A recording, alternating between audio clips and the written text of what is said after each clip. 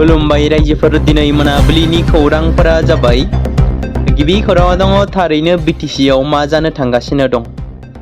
बर'जों बर' नासयलायनाय मुगैलायनाय दासिमबो जोबनानै थाङाखै। बेबादिनो थांनाय 3 जुन खालाराव जालांनाय जाथाय, जाय जाथाया सोमजिदोंमोन बर'जों बर' बुलायनाय एबा गाग्लोबलायनाय जाथाय, आरो बे जाथायाव गाज्रियै गाग्लोबजानानै एबा जोखोम जानांनाय, जेराव बिटिसिनि क'क्राझार सहराव इनायै मोनहासाद ब्रह्मखौ बुनायजों लोगोसे जिउ फोजोबनो हुमखि होनाय जाथाय जादोंमोन। बेनि थाखायनो मोनहासाद ब्रह्मआ गियान बसुमतारी आरो बिनि हान्जानि हेंथायै पुलिस थानायाव एफआइआर होदोंमोन आरो दिनै बे एफआइआरखौ बोखांना लाफिनबाय होनना मिथिनो मोननाय जादों।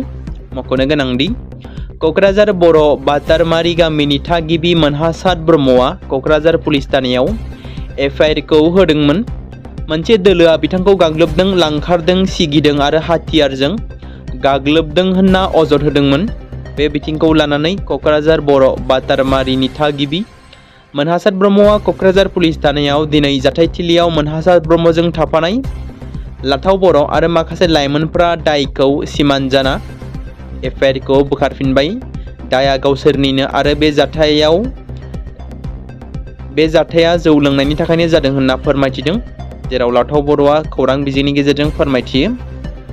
आरो बे जाथाया 3 जुन खालाराव जादोंमोन।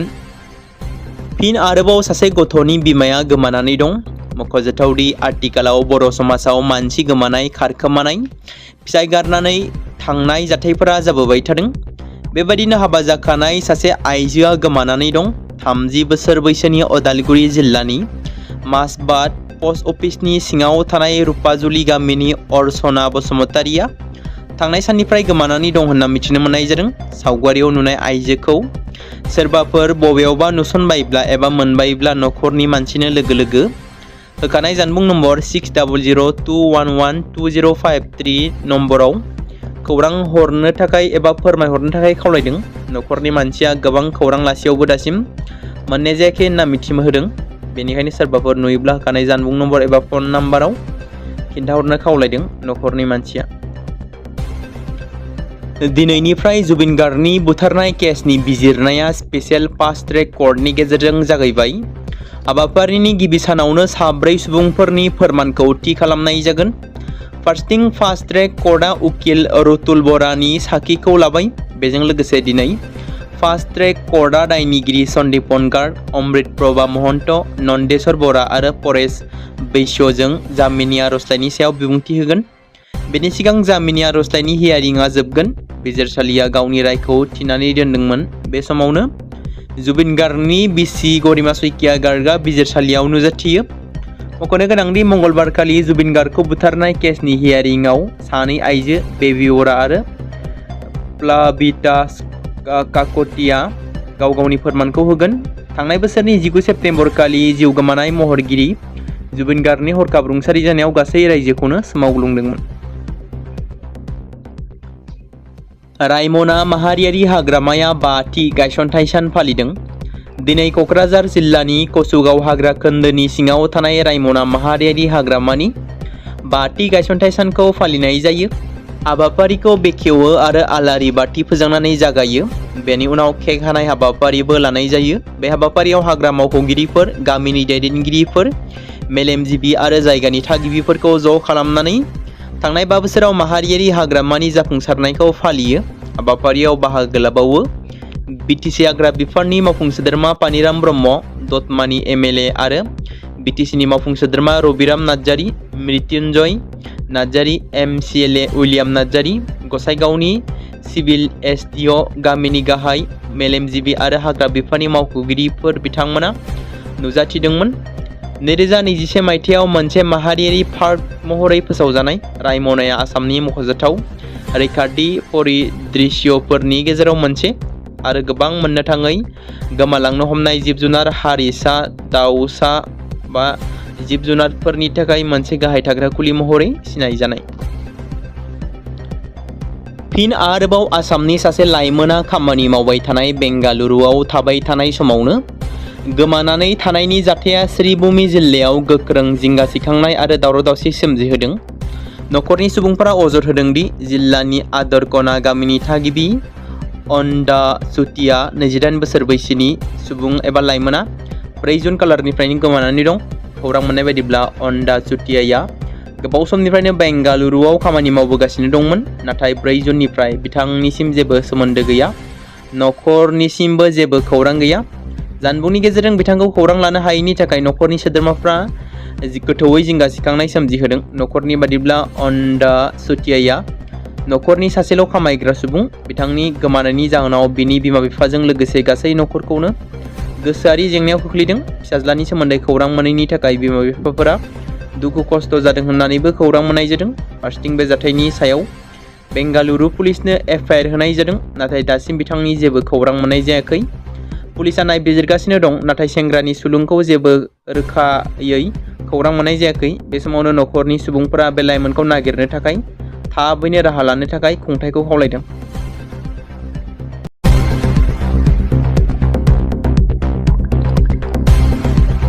बे समाव मोनसे गोजोनथाव खौरां बाक्सा जिल्लानि बरमायाव थानाय रुरेल एकाडेमिया लानानै फैदों नोंथांमोननि थाखाय मोनसे गोजोनथाव खौरां।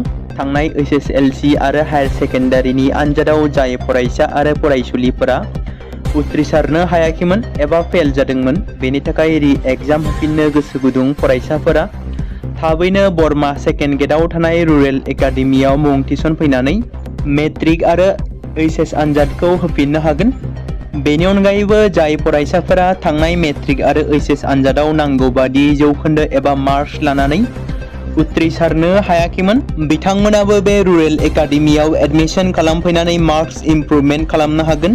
स्ट्रिम हिसाबै आर्टस, साइन्स आरो कमार्सनि गासैबो फरायसाफोरा रुरेल एकाडेमियाव एडमिशन खालामनो हागोन। बेनि थाखाय थाबैनो 8761903455 नङाब्ला 8720358865 जानबुं नम्बराव जगाजग खालामहरनो हागोन।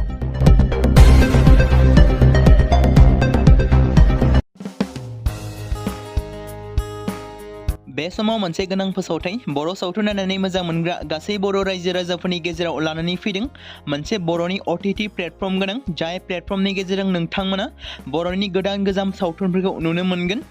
थांनाय माखासे बोसोर सिगां बर'नि गेजेराव लानानै फैनाय निउबो एप बायदिनो फिन आरोबाव लानानै फैदों बर' रायजो राजाफोरनि थाखाय।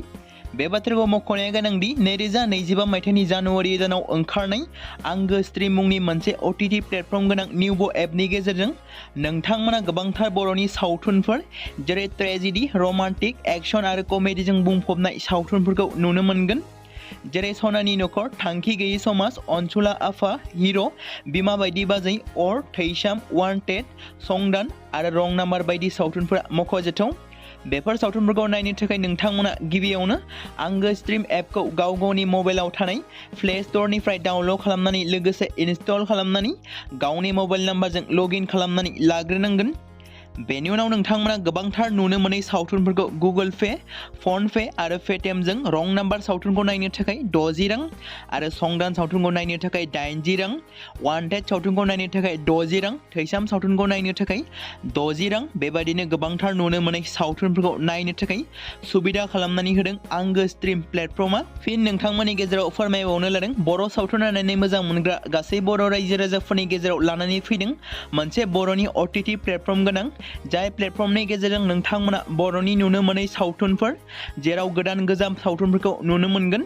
बे बाथ्राखौ मख'नाया गोनांदि 2025 मायथाइनि जानुवारि दानाव दिहुनजानाय आंगो स्ट्रिम मुंनि मोनसे OTT प्लेटफर्म गोनां एपनि गेजेरजों नोंथांमोना गोबांथार बर'नि ट्रेजेडि, रमान्टिक, एक्शन आरो कमेडिजों बुंफबनाय सावथुनफोरखौ नुनो मोनगोन। जेरै रं नाम्बार, संदान, वान्टेड, थैसाम, अर, बिमा बायदि बाजै, हिर', अनसुला आफा, थांखि गैयै समाज, सनानि नखर बायदि बायदि सावथुनफ्रा मख'जाथाव। बेफोर सावथुनफोरखौ नायनो थाखाय नोंथांमोना गिबियावनो आंगो स्ट्रिम एपखौ गाव गावनि मबाइलाव थाखानाय प्ले स्ट'रनिफ्राय इनस्टल खालामनानै गावनि मबाइल नाम्बारजों लगइन खालामखांनायनि उनाव नोंथांमोना गोबांथार नुनो मोनै सावथुनफोरखौ गुगोल पे, फन पे आरो पेटिएमजों रं नाम्बार सावथुनखौ नायनो थाखाय 60 रां, संदान सावथुनखौ नायनो थाखाय 80 रां, वान्टेड सावथुनखौ नायनो थाखाय 60 रां, थैसाम सावथुनखौ नायनो थाखाय 60 रां, बेफोरबायदिनो अर सावथुनखौ नायनो थाखाय 60 रां पे खालामनांगोन। बेबायदिनो गोबांथार नुनो मोनै बर' सावथुनफोरखौ नायनो थाखाय सुबिदा खालामनानै होदों आंगो स्ट्रिम प्लेटफर्मा। बे समाव मोनसे गोजोनथाव खौरां बिटिसि हालामनि रायजो राजाफोरनि थाखाय मोनसे गोनां फोसावथाय।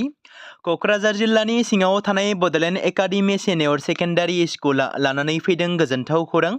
बड'लेण्ड एकाडेमि सेनियर सेकेन्डारि स्कुला 2026 आरो 2027 सोलोंथाइ बोसोरनि थाखाय लानानै फैदों नार्सारिनिफ्राय लानानै थाखो 9 सिम फरायसा आरो फरायसुलिफोरनि गुन गोनां सोलोंथाइनि थाखाय खम बेसेनावनो गोदानै मुं थिसननायनि खाबुखौ होगासिनो दं।